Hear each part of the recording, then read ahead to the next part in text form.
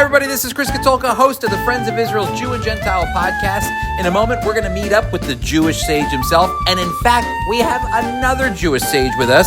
It's none other than Rabbi Shmuel Bowman, Executive Director of Operation Life Shield. The Friends of Israel has been partnering with Rabbi Shmuel Bowman for many, many years, planting bomb shelters in sensitive areas along the Gaza border and Lebanese border, protecting Israeli lives. When we spoke with Rabbi Shmuel Bowman in Israel, we were actually at the Nova Festival site where more than 364 Israelis were murdered by Hamas on October 7th, and dozens were taken hostage. So I hope that you join up with us right now as we speak to Rabbi Shmuel Bowman. Don't forget, go to foiequip.org to find out how you can get involved with the Friends of Israel and learn the Bible from a Jewish perspective. Here's Rabbi Shmuel Bowman, Steve, and myself from the Nova site. Steve and I are here with Rabbi Shmuel Bowman, and we are in the middle of the Nova Festival site where 364, Shmuel? Yeah, 364 people were murdered here, mostly Israelis, but not only. This is a place where there was a festival, a gathering of joy and celebration during the Sukkot holidays. And on October 7th, 2023, it was overrun by Hamas terrorists, as well as many Palestinian citizens who wanted to join in the massacre. You know, Chris, I think there's over 364 people here now. There are soldiers, family members. This is really a living memorial of what took place. We're standing in the midst of what almost are pop-up gravesides for those who lost their life. Shmuel, we were talking on the bus on the way here, and you brought up a new definition for a term that's come out of this, out of October 7th. And the events taking place. It was reported in the Jerusalem Post. Could you share about that? Sure. You know, it's interesting that after October the 7th, a lot of people talked about the idea that we need to literally invent new words in order to describe the atrocities that took place. There were such a level of atrocities that even in the English language and other languages simply didn't have the bandwidth to describe it. One of the words that came out literally was published yesterday in the news, and it's the word kinocide. Kin as in family, and the purposeful intent to kill a whole family. That this is a new concept, and the word was actually coined by or founded by Erwin Kotler. I want to give him that credit. He's a Canadian lawyer, legal expert, considered to be one of the best legal minds in the world, actually. And he looked at the situation and said, "We have a pattern. We have a pattern where Hamas, by its own plans and by its own admission, targeted entire families: the parents, the grandparents, the children." Okay, I can tell you right now that the Kutz family, who are dear friends of mine from Kibbutz Kfar Aza, the entire family, the parents and the children, were all found murdered in the master bedroom, in the bed, and that her in-laws, the elderly couple, they were murdered. This is what kinocide is. And the Bibas family too. The father was just released, but I'm sure he was confused about what had happened to his family as well. Right. And you see this, we were just on Highway 232, which is also known as the Death Road.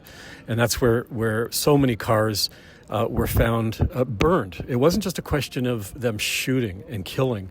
It was a question of absolutely destroying and incinerating. It was a level of evil and destruction that is, I can only describe as satanic, where you not only have to murder the people. We found a baby stroller, right, with a infant in it, burned to death outside the car, which means that the terrorists killed the parents, then took the baby, put it in a stroller in the middle of the highway, and ignited it. This is what kinocide is. Steve, you know, we're sitting here and reflecting on the lives that were lost here. You and I were together just a few months ago here before. What strikes you about being here? It grieves me. It's a solemn place. The pictures that we see are, families undoubtedly have tried to show their their loved ones in, a joyous way. And Shmuel shared with us, which really is Holocaust thinking, the idea of these people are dead, but all the opportunities for families in the future, and nachas in Yiddish we would say good things, blessings, all deprived in just a short period of time, brutal killings. But Chris, you and I know as we talked, Joseph talked to his brothers and he said, what you meant for evil, God is going to use it for good. I can't tell you, I know looking at this, what good can come out of it, but the God that we serve, that's where you have to walk by faith and not by sight and say, first of all, get the people who are responsible, which Israel has done, and then see how God can use this. Chris, you ought to talk. We were talking about they're going to turn, this is going to be a place that people from all over the world are going to come for a long time, tourist places, and they're going to have to design something. We just left the Holocaust Museum. That took place in Europe mostly, and they had to design something. What are they going to do to let people know the anguish, the horror, it's beyond our minds to comprehend. What's going through your mind? Yeah, I'm here and I'm standing, and we've been talking with Shmuel, who is the executive director of Operation Life Shield, and just, one of the things is he was saying to us, it's been a little bit since I've been here, and things could be changed. Right. They've been changing it as we go, and I just think of how sometimes you can develop a memorial so far away from the event, like Yad Vashem was developed many years after the Holocaust, but this is 400, almost less than 500 days since the event took place, and so it's very alive right now. Right. I don't even look at it as a memorial site, really. It's actually it's a vigil. It's a place of vigil. If you look around, there are actually friends of those who were murdered who are here. You have family members who. This is the last place where their children or their child was before they were murdered, and so this is the place they want to come and touch. There's a woman who. Her daughter's picture is just a few feet from where we're standing, and she basically spends her time either going to the cemetery or coming here.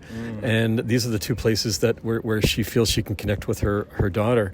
And so this is a vigil site. You're asking a very, very important question. How does this evolve to becoming a memorial site in years to come? And that's a good question. We're watching this, as you said, Chris. It's a living place, and it's evolving based on what our raw emotions are. Right now, we're in a situation where some of those hostages that were taken are being set free, and so how does that impact this place when they come back here? When those hostages come back here and see their friends who were murdered as they were being torn away, is that going to change? We don't know. Yeah. So it's an important place to come to.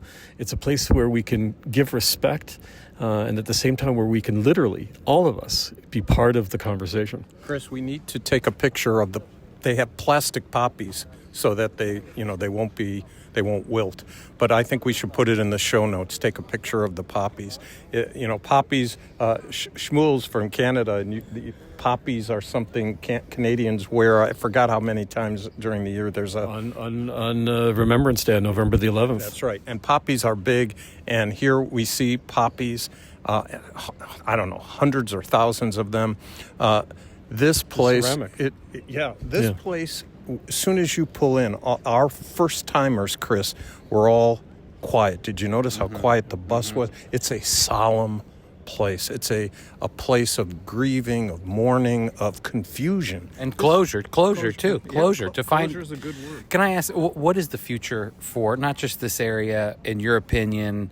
What's the future, or what are Israelis feeling about the future of Gaza, and this being so close to Gaza, all of it? What are they feeling when it comes to how is this all going to end? So first of all, it's a question that I don't think people can really answer. For the reason being is that the healing hasn't even started. There's going to be a lot of healing. Some people have said it could take a generation. You're talking about children who have witnessed things that unimaginable. And, and so this is something that's going to come out, just like, you were at the Holocaust Museum and you talked to Holocaust survivors who even in their old age are still sneaking a piece of bread into their bag because maybe there won't be bread later. We're hearing about these things. And so I think there's going to be a lot of healing. In terms of closure, in terms of where do we see this all happening? We know, for example, that we cannot have a Gaza that is run by Hamas. I think most Israelis would want to see Hamas evicted, deported, certainly their leadership. Their leadership, by the way, constitutes right now a couple thousand people.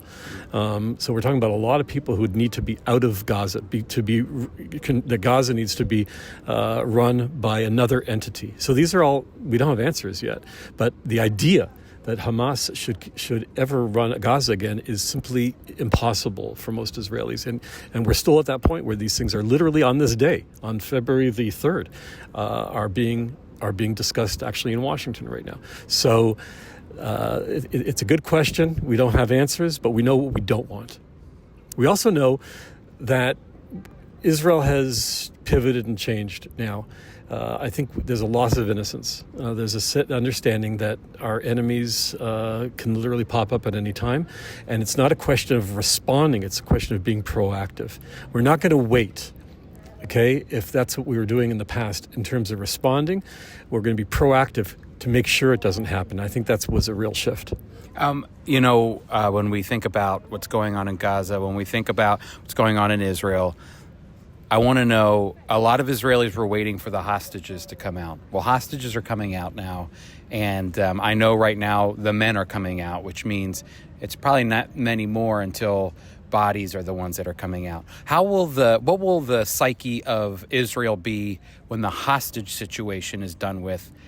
Will that provide more clarity on how to move forward? I think having the hostages, including those who come back in body bags, is important for Israeli society. Make no mistake about it. It will be a very, very sad, it'll be gut-wrenching to see body bags come out. It'll be gut-wrenching. And at the same time, it is what we need to happen in Israeli society for us to move forward. And so right now we're in this kind of like in between in this it's a limbo. It's a limbo. Thank you. It's a limbo, and we're in this limbo right now. And it's we're on the one hand we're celebrating. Right, I was already at two communities that celebrated the loved ones returning home, and the joy is unbelievable. At the same time, it's also together with worry, concern, and grief, and so. Until that happens, right? Until all the hostages, living and dead, come back, that Israeli society will not be able to move forward. Once we move forward, that's going to be a very interesting journey. We've been speaking with Rabbi Shmuel Bowman, the executive director of Operation Life Shield, planting bomb shelters for many years. Chris, you got to put his information in the show notes. I love it. That's exactly what I'm working toward. OperationLifeShield.org. OperationLifeShield.org. Again, that's OperationLifeShield.org. We will have those in the show notes. For those like Steve, the show notes are down at the bottom where you're able to push up. Find the show notes. I can't find the show notes. Well, we want to make sure you get to Operation Life Shield so that you can pray for and support Operation Life Shield and the work that Rabbi Shmuel Bowman is doing. Thank you, Rabbi. I just want to make a plug for FOI and the Israel Emergency Campaign. The partnership that we have with Friends of Israel goes back many, many years. You have been standing with the nation of Israel for a long, long time. The imprint and the impact that you have had should not be underestimated for a moment. Lives in Israel have been saved thanks to FOI. Thank you, Rabbi. Thank you. Toda Rabbi. Thanks for joining us on the Friends of Israel's Jew and Gentile podcast today. I hope that you were enlightened to hear from Rabbi Shmuel Bowman right from the Nova site, to hear about his thoughts about what's going on with Israel, the Jewish people, Hamas, especially with the war and the hostage releases, all of it incredibly important. Hey, don't forget, go to FOIEquip.org. There you can sign up for our upcoming classes, especially the Yiddish Journey class taught by the Bergs from Pittsburgh. Again, that's FOIEquip.org. Thank you so much for being with us, and we'll see you next week.